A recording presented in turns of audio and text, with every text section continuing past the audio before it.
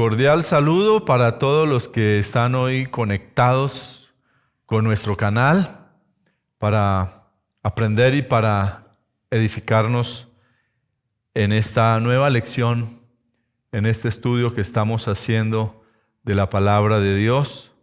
Así es que una cordial bienvenida para todos y me alegra enormemente poder llegar hasta sus hogares o donde quiera que se encuentren a través de nuestro canal.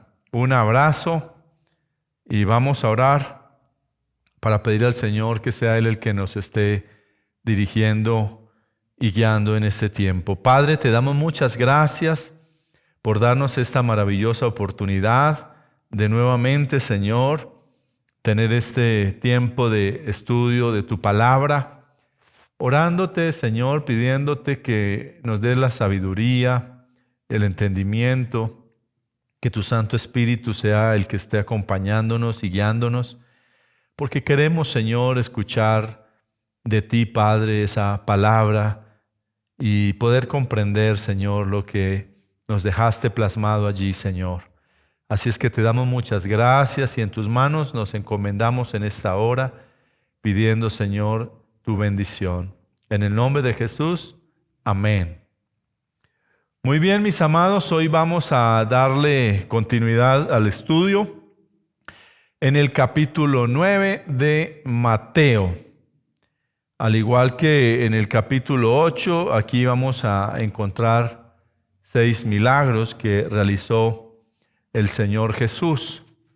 Y vamos a ir estudiando lo que nos va enseñando cada uno de estos relatos que Mateo pudo plasmar en la palabra de Dios.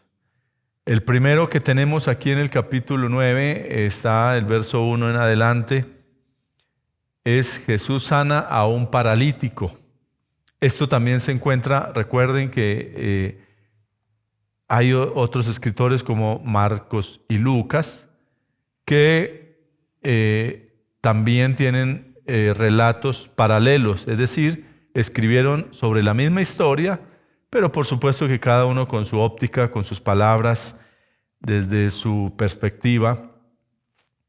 Y por eso es que llamamos a estos libros los libros sinópticos, ¿no? Muy bien. Entonces, Marcos capítulo 2, verso 1 al 12 y Lucas 5, 17 al 26, también está esta historia. En el verso 1 y 2 vamos a leer lo que dice acá en el libro de Mateo capítulo 9. Entonces, entrando Jesús en la barca, pasó al otro lado y vino a su ciudad. Y sucedió que le trajeron un paralítico tendido sobre una cama, y al ver Jesús la fe de ellos, dijo al paralítico: ten ánimo, hijo, tus pecados te son perdonados. Entonces, en los evangelios que les mencioné, Marcos y Lucas, ellos tienen mucho más detalles. Mateo se centra en mostrar a Jesús como rey, como el Mesías. Quiere decir, se centra específicamente en aquellas obras maravillosas que él hace, pero no se queda en las minucias y en los detalles. En el libro de Lucas, en el capítulo 5, verso 17, nos dice, hablando de esta misma historia: aconteció un día que él estaba enseñando. Y quiero que pongan atención al siguiente verso, la siguiente parte que dice ahí. Y estando sentados los fariseos y doctores de la ley, que no lo menciona Mateo, los cuales habían venido de todas las aldeas de Galilea, de Judea y Jerusalén, y el poder del Señor estaba con él para sanar. Y sucedió que unos hombres que traían en un lecho a un hombre que estaba paralítico, procuraban llevarle adentro y ponerle delante de él. Pero no hallando cómo hacerlo a causa de la multitud, subieron encima de la casa y por el tejado le bajaron en el lecho, poniéndole en medio delante de Jesús. Entonces aquí Lucas, si notamos, nos habla que Jesús estaba dentro de una casa, cosa que Mateo ni siquiera hace referencia. No nos da el lugar, no nos muestra nada más, sino se centra específicamente en el evento que sucedió. Y aquí nos dice también en Lucas que había una gran multitud en esa casa, estaba llena esa casa, al punto que no podían entrar estas 4 personas que traían, o estas personas que traían a este paralítico, porque tampoco la Biblia nos dice que eran 4, sino pues varias personas allí. Entonces ellos no podían entrar. Sin embargo, se suben al techo, corren allí unas tejas y por allí descuelgan a este hombre paralítico. Entonces, algo también importante de entender allí, y es que dentro de esta multitud, como lo dijimos hace un momento, allí estaban sentados, y que les dije que pusiéramos mucho cuidado, en el verso 17 de Lucas 5, que estaban sentados los fariseos y doctores de la ley. Es importante, vuelvo e insisto, que lo tengamos en cuenta, que no perdamos de vista este detalle, que más adelante lo vamos a retomar para que comprendamos el por qué Lucas hace referencia y para qué yo hago énfasis. Muy bien, volvemos a Mateo 9 y vamos a ir a la parte 2, al verso 2, la parte B. Dice, y al ver Jesús la fe de ellos, dijo al paralítico, ten ánimo, hijo, tus pecados te son perdonados. Aquí hay varios aspectos importantes a que tengamos en cuenta, y uno de ellos es, al ver Jesús la fe de ellos. ¿De ellos quiénes? Pues de todas estas personas que estaban trayendo a este paralítico. Porque, claro, ellos van decididos, se sobreponen a todos los obstáculos que tenían, se suben al techo y como sea posible, hacen que este hombre pueda ser puesto frente a Jesús porque tenían la confianza y la seguridad de que algo podía hacer Jesús. Entonces, importante, ese aspecto importante que es la fe, que será algo que vamos a estar viendo durante todo el capítulo de la fe, cómo es tan importante la fe. Pero allí quiero que también subrayen ustedes que le dice, ten ánimo, hijo, tus pecados te son perdonados. Y quiero también que lo resaltemos y lo tengamos allí muy claro. Notemos eso, que el Señor Jesús le dice al paralítico, tus pecados te son perdonados. Estos hombres trajeron al paralítico para que fuera sanado. Pero sin embargo el Señor Jesús le está diciendo allí, tus pecados te son perdonados. Y esto nos habla de algo muy importante que también vale la pena que lo tengamos en cuenta. Y es, ¿qué es más importante para Dios? ¿Una sanidad del cuerpo físico o que esta persona pueda ser perdonada y pueda ser salva? Yo creo que es más importante la salvación. Y yo creo que uno puede ir al cielo y puede morir en esta tierra con una enfermedad y ser salvo y estar en el cielo. Y en el cielo, pues como dice la Biblia, que allí ya no hay ya más dolor, ya no hay enfermedad. Entonces, sufrir unos achaques en la salud aquí en la tierra, creo que eso es algo pasajero, como dijo el apóstol, esta leve tribulación momentánea, ¿no? Creo que son cosas que aquí podemos resistir, una enfermedad, alguna aflicción, una lucha que tengamos en alguna situación. Pero yo creo que es más importante el que podamos nosotros tener el perdón de Dios, poder ser reconciliados con nuestro Padre y poder un día estar en la presencia de Dios. Pero qué triste es que muchas personas puedan estar aquí sanas, porque la Biblia también nos muestra de que el Señor Jesús sanó a muchos y muchos de esos no regresaron. Y hay varios episodios, solo que hoy no voy a detenerme en ellos, pero no regresaron. Se conformaron simplemente con que fueron sanos. La cosa es, ¿fueron salvos? Porque eso es lo importante. Muchos tal vez van a estar muy sanos, van a estar muy saludables aquí en la tierra, pero lamentablemente cuando partan de esta tierra, lo único que les espera es separados eternamente de Dios. Así es que eso también debe ser un aliciente para alguien que de repente esté pasando por algún achaque en su salud, alguna situación, y confiar en que Dios sabe y tiene calculado todas las cosas y su voluntad es buena, es agradable y es perfecta.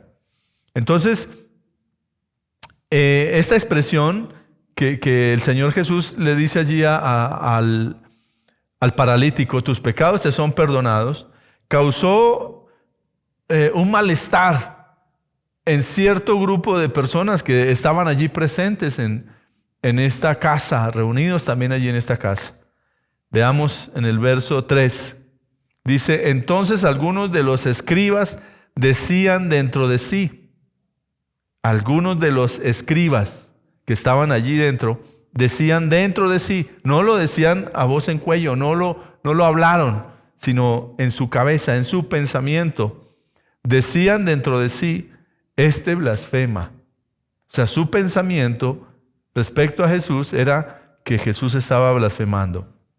Estos escribas que menciona aquí Mateo son los mismos doctores de la ley que menciona Lucas en el verso que leímos hace un momento atrás. Recuerden que dijimos que estaban allí los fariseos y los doctores de la ley.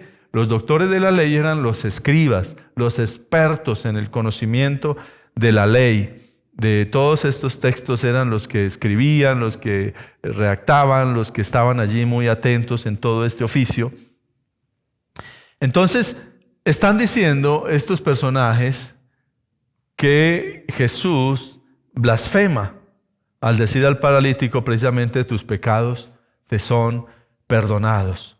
Recordemos que para los escribas, para los fariseos, para una cantidad de judíos, ellos no reconocieron a Jesús como el Mesías, como el Salvador. Es decir, muchos todavía están hoy día esperando esa primera venida del Mesías. Pero ellos no lo reconocieron. No reconocieron a Jesús como el Hijo de Dios, porque ellos estaban esperando un rey. Tenían un concepto de rey totalmente diferente. Tal vez pensaban que era una persona que venía con mucha pompa, tal vez que venía con mucho ejército a su alrededor. Ellos tenían un concepto totalmente equivocado. Y por eso para ellos era una blasfemia. O sea, Jesús no era Dios y que Él estuviera diciéndoles que sus pecados iban a ser perdonados, pues eso era una blasfemia porque se estaba, en otros términos, lo que estaban diciendo era Jesús es un impostor.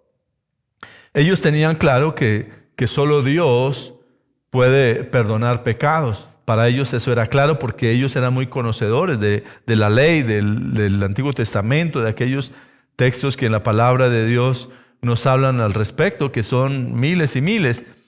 Conocían lo que la Biblia dice entre muchos otros versos del Antiguo Testamento. Voy a mencionar aquí un par de versos. En el Salmo 86, en el verso 5, dice la palabra, porque tú, Señor, eres bueno y perdonador, y grande en misericordia para con todos los que te invocan. Ellos sabían esto, porque el Nuevo Testamento aún no había sido escrito. Entonces ellos sabían todo esto, lo conocían, y sabían que Dios podía perdonar pecados. Isaías 43 en el verso 25 dice, yo soy el que borro tus rebeliones por amor de mí mismo, y no me acordaré de tus pecados. Esto lo sabían ellos perfectamente. Y por eso para ellos esta es una expresión, la expresión de Jesús, pues era una blasfemia. Para muchos judíos Jesús no es Dios. Y por eso la palabra de Dios nos dice, y tenemos que recordarlo, hemos hablado en algunas otras oportunidades, que la Biblia nos dice a los suyos vino y no le recibieron. Y como Jesús es Dios, y uno de sus atributos precisamente es la omnisciencia, es decir, todo lo sabe. Entonces Jesús conocía los pensamientos de estas personas que estaban allí, de estos escribas que estaban allí en su mente cavilando estos pensamientos. Él sabía lo que estaban pensando. Y por eso es que les dice luego en el verso 4, dice, y conociendo Jesús los pensamientos de ellos, dijo, ¿por qué pensáis mal en vuestros corazones? Noten aquí que nos dice el primer verso 4, dice, y conociendo Jesús los pensamientos de ellos. Verso 5 dice, porque ¿qué es más fácil decir? ¿Los pecados te son perdonados? ¿O decir, levántate y anda? Pues para que sepáis que el Hijo del Hombre tiene potestad en la tierra para perdonar pecados, dice entonces al paralítico, levántate, toma tu cama y vete a tu casa. Entonces él se levantó y se fue a su casa. Y la gente al verlo se maravilló y glorificó a Dios que había dado tal potestad a los hombres. Noten que en el verso 6, el mismo Jesús le dice, levántate y anda. Luego en el verso 6 dice, pues para que sepáis que el Hijo del Hombre tiene potestad. Cuando habla del Hijo del Hombre, fue una expresión que el Señor Jesús usó para referirse a Él. En muchas oportunidades encontramos esta expresión precisamente hablando de sí mismo. Entonces, cuando Jesús los confronta por lo que ellos estaban pensando, eso nos da muestras precisamente de que Jesús era Dios. Eso es una evidencia porque Él los confronta por algo que está en la mente de ellos. Y para ellos, claro, era también un choque, porque ¿cómo así? ¿Cómo puede saber lo que estamos pensando nosotros? Solo Dios conoce los pensamientos del hombre.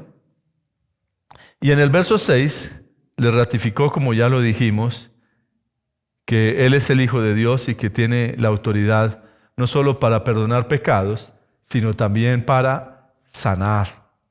Dios tiene, y Jesús viene y tiene esa potestad. En presencia de ellos, sana al paralítico. Los demás que sí habían creído, porque allí no solamente estaban fariseos y escribas, sino también del pueblo judío que creían en Jesús. Nomás el hecho de estas personas que trajeron al paralítico, pues creían en Jesús porque sabían que Él podía sanar y habían creído a lo que habían escuchado y por eso es que lo traen.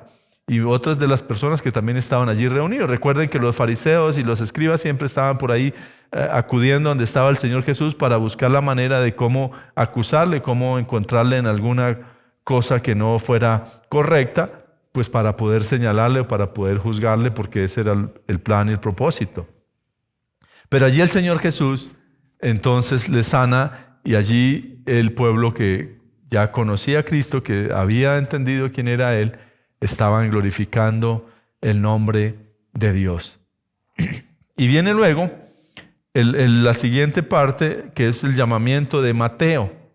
Mateo es el mismo que escribe este libro y él mismo está haciendo aquí su relato de su conversión prácticamente.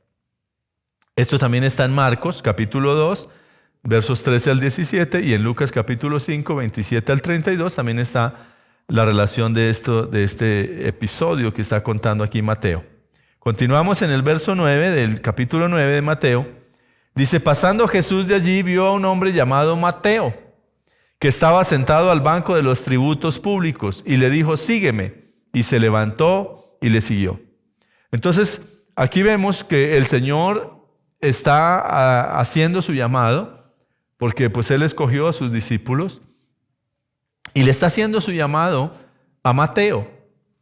El llamado que le hace a Mateo es para que él le siga, para que él pueda convertirse en un instrumento, para el Señor Jesús poderlo formar como uno de sus discípulos. Y la expresión que nos dice allí, si quiere usted la puede resaltar ahí en su Biblia, dice, al banco de los tributos públicos. Dice, estaba sentado al banco de los tributos públicos. Esto hace referencia al oficio que tenía Mateo. Mateo era un recaudador de impuestos y por eso es que dice que estaba sentado al banco de los tributos públicos. Era un hombre que recaudaba impuestos.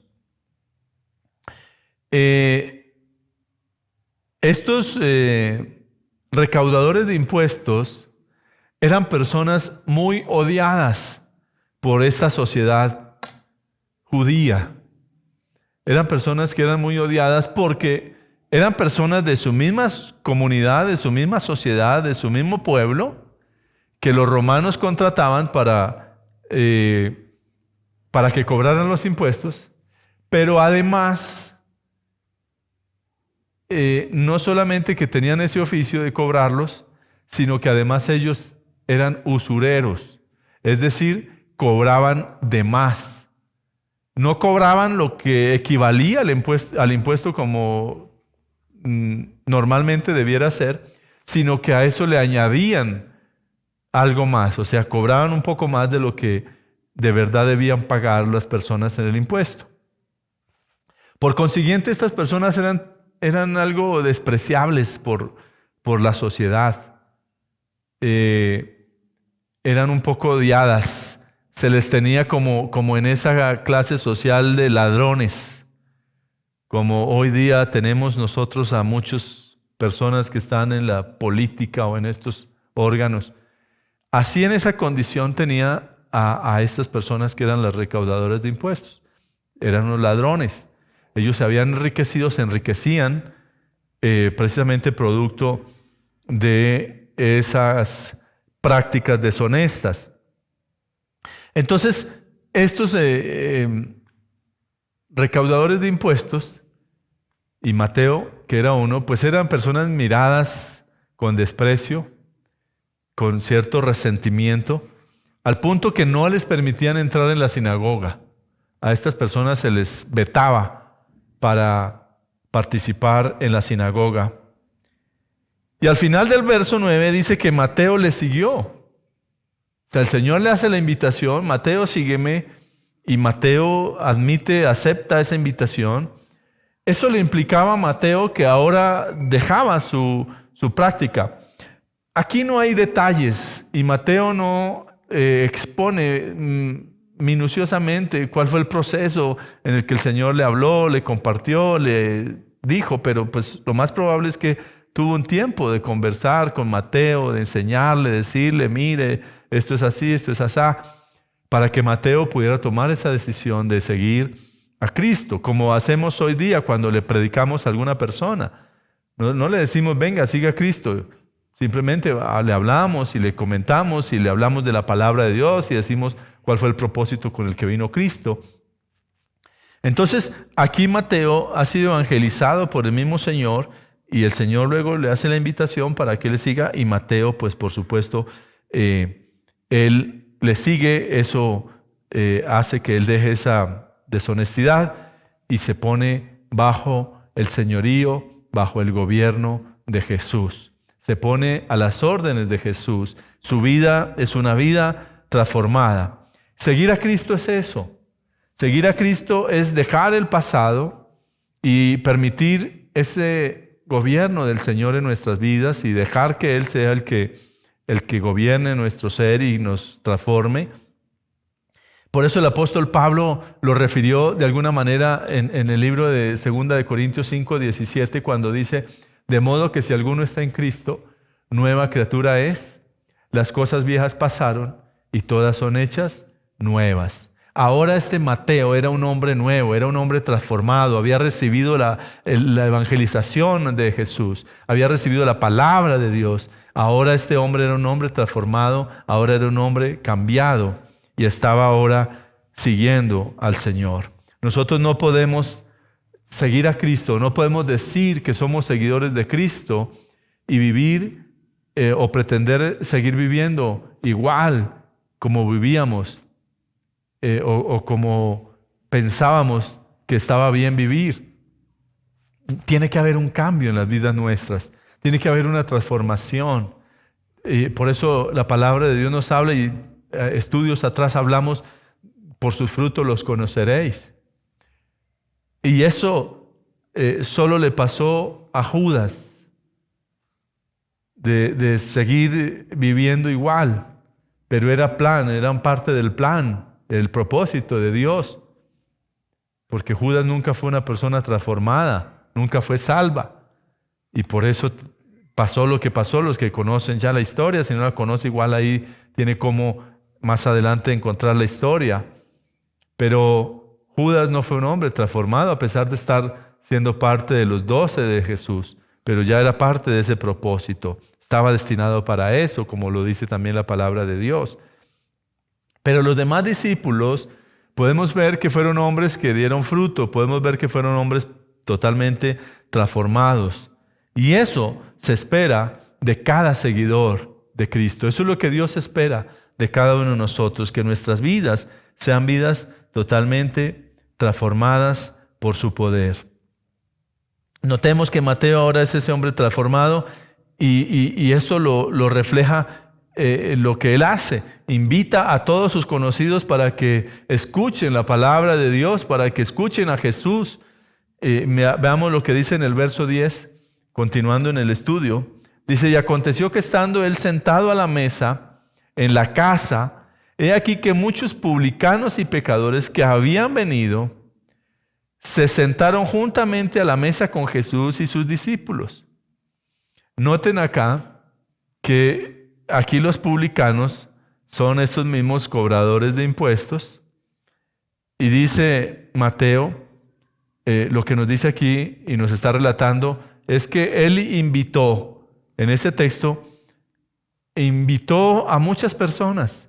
Ya un hombre transformado, ya un hombre cambiado, un hombre nacido de nuevo, lo que hace es invitar a todas las personas con las que Él se ha relacionado, aquellos que conoce, aquellos que son sus vecinos, sus amigos, aquellas personas con las que ha tenido algún tipo de relación. Él las invita, las llama, les dice, vengan a mi casa, vamos a hacer una comida, vamos a hacer un banquete, vamos a tener un tiempo en mi casa. Y allí están reunidos, y por eso es que nos dice aquí la palabra de Dios, se sentaron juntamente a la mesa con Jesús y sus discípulos. Y este es el mandato universal del Señor. Esta es la gran comisión que el Señor dejó.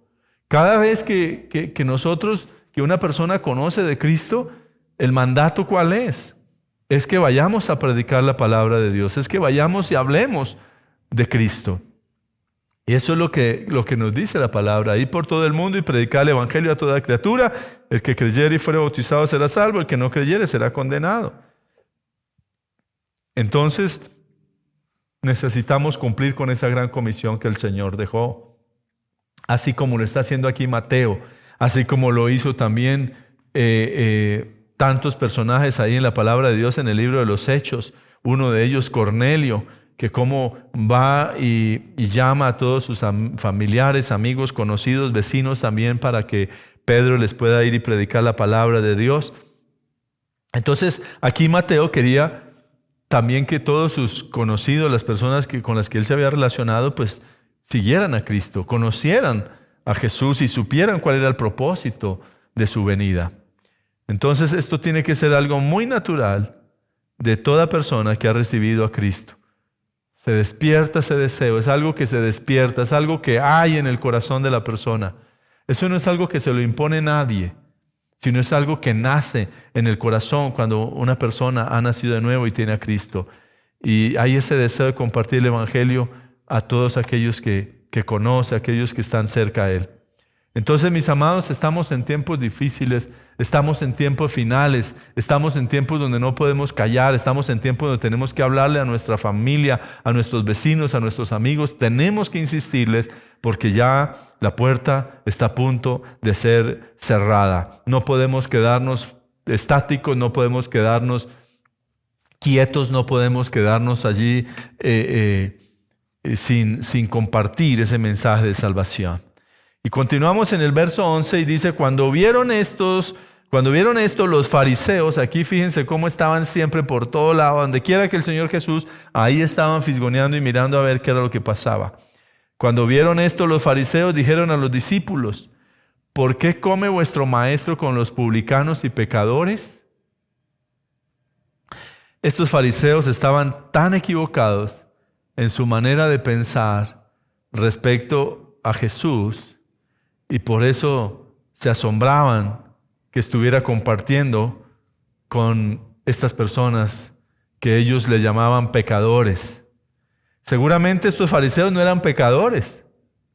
Se creían tan santos. El Señor Jesús tuvo que decirles en alguna oportunidad, y ahora viene a mi memoria, esto no lo tengo registrado acá, el texto donde está, pero viene a mi memoria cuando el Señor tuvo que decirles, sepulcros blanqueados. Precisamente haciendo referencia a estas cosas, de cómo muchas veces la condición del ser humano es así. Siempre estamos mirando a los demás, siempre estamos juzgando a los demás, siempre estamos pensando que los demás son lo peor, que son lo más malo, y no nos damos cuenta que en nosotros hay cosas que tal vez no están caminando bien. Y entonces en el verso 12 dice, Al oír esto, Jesús les dijo, noten muy bien lo que el Señor les dice, los sanos no tienen necesidad de médico, sino los enfermos. Id pues y aprended lo que significa misericordia quiero y no sacrificio, porque no he venido a llamar a justos, sino a pecadores al arrepentimiento.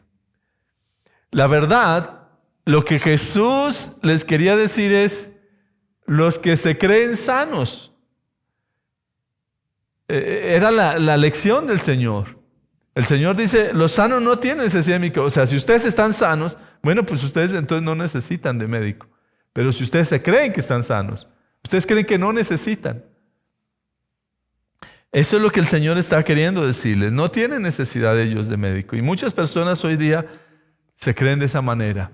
Hoy día, lamentablemente, muchas personas piensan que están bien como están, vienen a la iglesia, pero sin embargo siguen vidas en desorden, haciendo toda la semana haciendo cosas incorrectas, y piensan que con venir el domingo a la iglesia, son los inmaculados, son los más santos, y piensan que no necesitan de Jesús. Otros de pronto vienen por allá cada que se les antoja y no creen que de verdad en sus vidas necesitan de Jesús. Hay muchas veces cuando uno le predica a algunas personas y les dice, mira, Cristo es el camino, necesitas de Jesús. No, yo soy muy bueno, yo no mato, yo no robo, yo no le hago mal a nadie. Y piensan que está muy bien. Y no comprenden, no entienden que necesitan de Jesús. Y así como Jesús fue rechazado por estos fariseos en esta época, hoy también las personas rechazan a Jesús de la misma manera. Están pensando que se sienten muy bien, que están muy bien, que sus ideas o que lo que piensan ellos está correcto.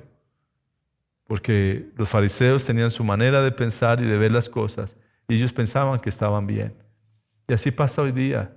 Y es triste ver hoy, incluso en las redes sociales, muchos que hasta reniegan de Dios, blasfeman contra Dios, de verdad, hablan cosas terribles, pero lamentablemente no conocen, la luz del Evangelio no ha resplandecido en sus vidas, y por eso tenemos la responsabilidad, por eso tenemos la tarea de poder nosotros compartirles, de hablarles, de estar orando. No nos cansemos de orar por todos aquellos que no conocen de Cristo, nuestros familiares que no conocen de Cristo. No tenemos que cansarnos. Cada que tenga la oportunidad, conéctese a la intercesión. Cada que haya en la iglesia tiempos de oración, vaya a la oración, porque todo eso va a hacer que el Señor pueda tocar esos corazones de estas personas para que sean salvas. Y viene la siguiente parte que está a partir del verso 14, que dice la pregunta sobre el ayuno, que también está en Marcos 2:18 y en Lucas 5:33 en adelante. Entonces, dice verso 14 de Mateo 9, entonces vinieron a él los discípulos de Juan, diciendo, ¿por qué nosotros y los fariseos ayunamos muchas veces y tus discípulos no ayunan? Aquí estamos hablando de Juan el Bautista. Estamos hablando de aquel mensajero que había sido enviado para precisamente despejarle el camino, para abrirle el camino a Jesús, Juan el Bautista. Y ellos vienen allí diciendo, ¿por qué nosotros y los fariseos ayunamos? Fíjense que habla aquí de los fariseos, que eran personas religiosas. Ayunamos muchas veces y tus discípulos no ayunan. Aquí podemos encontrar nosotros una actitud religiosa de parte de estas personas, de cómo están más fijándose en los ritos, están fijándose más en ciertos aspectos dogmáticos y religiosos que en la esencia de lo que es el ser humano. Y esa es la actitud de estas personas que vienen allí al Señor. Y la religiosidad fue algo con lo que el Señor estuvo prácticamente combatiendo todo el tiempo de su ministerio. Fue algo contra lo cual se pronunció, fue algo contra lo cual cada día manifestó ese inconformismo respecto precisamente a la actitud que asumían las personas religiosas. Y el ayuno tiene en la actualidad un valor real para cada creyente, para nosotros los que creemos en Cristo. Aunque en la palabra de Dios no existe ningún mandamiento ordenando ayunar. No es un mandamiento como tal. Simplemente sí es una manera que Dios nos permite y nos da para que nosotros tengamos ese tiempo de rendirnos al Señor. Es un arma que tenemos, pero no es un mandato de Dios, y no quiere decir que si usted no ayuna entonces se va a condenar. Por supuesto que no. Pero es importante que sí haya en nosotros que le encontremos ese valor importante a lo que es el ayuno y lo que eso representa, de cómo a través de ese tiempo de ayuno en lo espiritual Dios también está actuando y está obrando en nuestras vidas. Y la idea detrás de esta práctica pues implica una actitud precisamente de postrarnos ante Dios, una actitud de humillación en la presencia del Señor, donde estamos expresándole esa necesidad de su misericordia, donde nos rendimos a Él, donde le reconocemos a Él y donde queremos decirle, Señor, que te entrones en nuestras vidas. Ese es el propósito. Y en el verso 15 dice, Jesús le dijo, ¿acaso pueden los que están de bodas tener luto, entre tanto que el esposo está con ellos? Pero vendrán días cuando el esposo les será quitado y entonces ayunarán. Si Jesús estaba en medio de ellos, podían contar con Él presencialmente, pues tenían que aprovechar. O sea, el momento era ese donde ellos tenían que aprovechar de esa presencia de Jesús. Y no tenían que estar ayunando, pues porque tenían a Jesús, al mismo Dios ahí con ellos. Entonces, claro que lo tenían ahí, era que aprovechar cada segundo de disfrutar de su presencia, de su unción, de su gracia, de su favor, de su enseñanza, de su doctrina. Ellos tenían que estar aprovechando eso. Y por eso el Señor hace esa expresión. ¿Acaso pueden estar los que están de bodas tener luto? Estaban de bodas, o sea, estaban con Jesús. Estaban en el mejor momento. Entonces, por eso la metáfora que el Señor usa, o sea, no va, una persona que se casa no va a estar sabiendo que puede estar en su mejor momento con su esposa o con su esposo, no va a estar ocupada en otros quehaceres, en otras cosas. Así mismo pasaba. Entonces, ellos querían lograr al máximo. Y ahora que no tenemos nosotros la dicha de tener a Cristo en persona, de verle como le vieron los discípulos, de estar a sus pies aprendiendo y recibiendo, pues nosotros sí debemos hacer uso de esa arma que el Señor nos ha dejado para humillarnos ante Él, para buscar su favor, para acudir a Él. Y luego le dice en el verso 16, nadie pone remiendo de paño nuevo en vestido viejo, porque tal remiendo tira del vestido y se hace peor la rotura. Ni echan vino nuevo en odres viejos, de otra manera los odres se rompen y el vino se derrama y los odres se pierden, pero echan el vino nuevo en odres nuevos y lo uno y lo otro se conservan juntamente. El Señor quería decir que no había venido para colocar remiendos sobre ropas viejas. El Señor lo que quería decir era que Él fue a presentar una vestidura completamente nueva, que nosotros pudiéramos ser revestidos. Y esto está haciendo referencia precisamente a ese nuevo pacto del cual nosotros participamos. No podía hacer un nuevo pacto teniendo como base el viejo, porque si hay uno nuevo, quiere decir que el viejo ya ha quedado obsoleto, no sirve, y algo viejo pues ya no lo usamos, y si hay algo nuevo pues no lo unimos una cosa con la otra, pues porque creo que no sería lo lógico. Entonces el Señor estaba haciendo referencia preciso a ese nuevo pacto que Él mismo iba a establecer, como lo dice en el libro de Hebreos. en el capítulo 8, en el verso 6. Dice la palabra de Dios allí en Hebreos 8:6, dice, pero ahora tanto mejor ministerio es el suyo, cuanto es mediador de un mejor pacto. Tremendo esto. Pero ahora tanto mejor ministerio es el suyo, hablando de Cristo, cuanto es mediador de un mejor pacto, establecido sobre mejores promesas. Verso 7 dice, porque si aquel primero, hablando del viejo pacto, de la ley, ahora estamos bajo la gracia, porque si aquel primero hubiera sido sin defecto, ciertamente no se hubiera procurado lugar para el segundo. O sea, si no hubiera sido obsoleto el primero, pues no hubiera sido necesario ese nuevo pacto, es lo que está diciendo.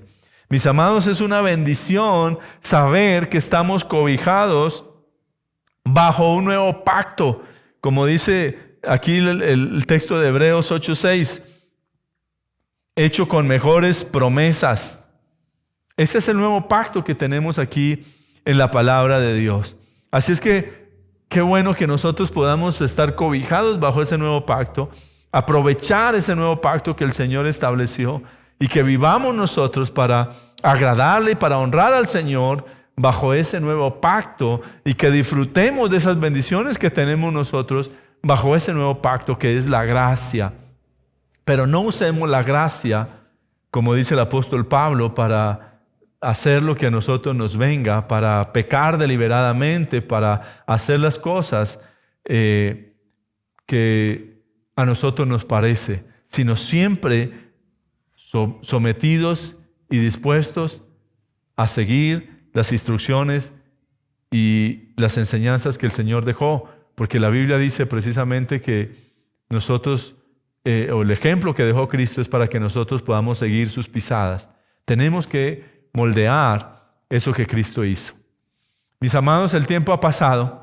Vamos a dejar acá para que continuemos luego con la segunda parte de este capítulo 9, que es bien interesante y que nos habla bastante de la fe. Espero que usted haya podido ser edificado y que entienda que necesitamos crecer en la fe y madurar en la fe y comprender que nuestra fe tiene que estar cimentada en Jesús, puesta en los ojos en Jesús. Nuestra confianza tiene que estar puesta en Él, pues Él es el autor y consumador. Así es que vamos a pedirle al Señor en esta hora que obre en nuestras vidas. Padre, te damos gracias. Gracias porque nos das esta maravillosa oportunidad de acercarnos a ti y hoy tener este tiempo, Señor, de estudiar tu palabra, Señor. Gracias por todo este legado que nos dejaste, es cada enseñanza, cada palabra, Señor. Si siguiéramos hilando finito aquí, hubiéramos podido detenernos en un solo versículo, Señor, y tomarnos tiempo, Señor, porque tu palabra es tan rica, tiene tanto nutriente, tiene tanto alimento para nuestra vida, Señor. Ayúdanos para que cada día nos apasionemos por tu palabra, que cada día le hallemos ese gusto a tu palabra y podamos ser esos estudiosos, disciplinados, Señor. Ayúdanos a vivir también para honrarte a ti, Señor, y confiando y creyendo, Señor, en lo que tú eres, ese Dios maravilloso, ese Rey poderoso, ese soberano, y que tú gobiernes siempre en nuestras vidas, Señor. Te damos gracias, Jesús. Amén. Mis amados, que Dios me los bendiga.